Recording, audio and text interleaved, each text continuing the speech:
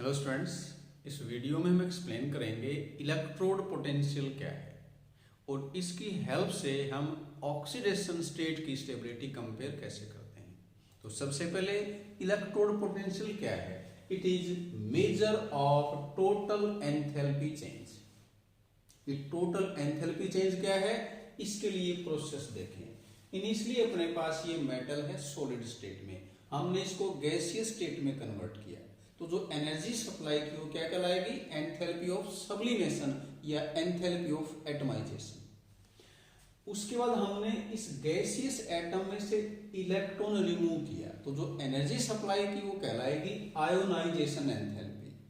और उसके बाद अगर हम बात करते हैं aqueous सॉल्यूशन की, तो ये गैसियस आयन जब वाटर से कंबाइन करेगा तो एनर्जी रिलीज होगी, उसे बोलते हैं हाइड्रेशन एंथैल्पी।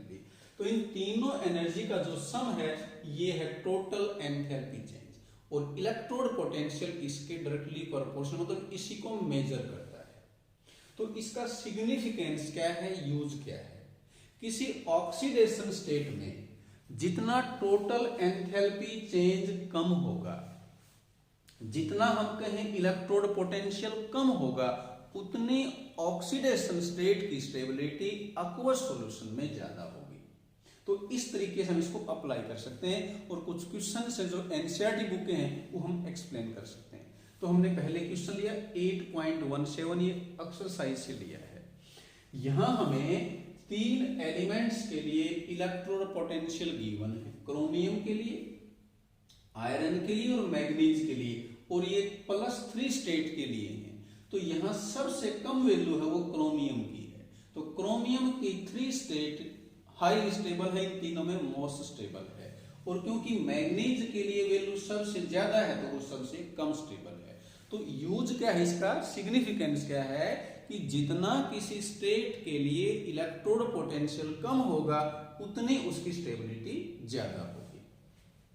उसके बाद एक क्वेश्चन लिया हमने in text 8.7, out of Cr2 positive and Fe2 positive which one is stronger reducing agent and why? इसके लिए पहले से हमें पता हो, रिड्यूसिंग एजेंट वो होता है जिसमें ऑक्सीडेशन नंबर या स्टेट इंक्रीज हो, और जितने किसी एलिमेंट की हायर स्टेट मोर स्टेबल होगी वो उतना ही स्ट्रॉन्ग क्या होगा, रिड्यूसिंग एजेंट।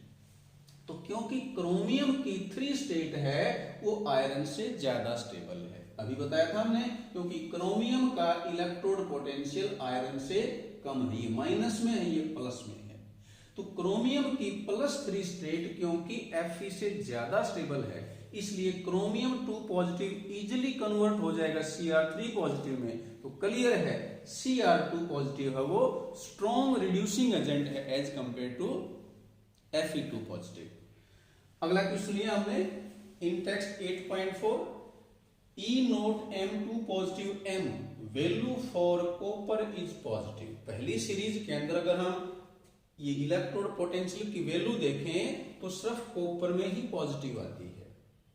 तो ऐसा भी क्वेश्चन किसी और के लिए आए कि इसमें पॉजिटिव क्यों है, हाईली पॉजिटिव क्यों है, तो क्लियर है हम ये यहां से रिलेशनशिप अप्लाई कर सकते हैं। ये जो एटमाइजेशन है ये सप्लाई की जाती है, पॉजिटिव होती है। आयोनाइजेशन है, सप्लाई करते हैं, पॉजिटिव होती है। लेकिन हाइड्रेशन है वो क्या है, रिलीज है, नेगेटिव है। तो इनमें से ये स्टार्टिंग की 2 वैल्यू पॉजिटिव ही नेगेटिव है।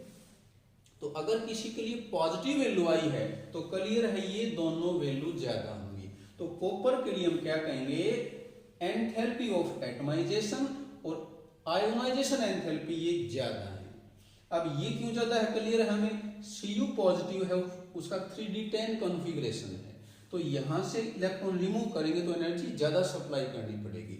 तो क्योंकि कॉपर के लिए सेकंड आई ज्यादा होती है, एंथैल्पी ऑफ एटमाइजेशन ज्यादा होती है, और हाइड्रेशन है वो कम होती है, तो इन दोनों का जो सम है वो इससे ज्यादा आएगा। इसलिए कॉपर के लिए इलेक्ट्रोड पोटेंशियल है वो क्या होगा, पॉजिटिव। नेक्स्ट क्वेश्चन लिया हमने, ये वैसे क्वेश्चंस को लिख दिया, E0 value for Mn3 positive Mn2 positive and Zn3 positive Zn2 positive couple are highly positive.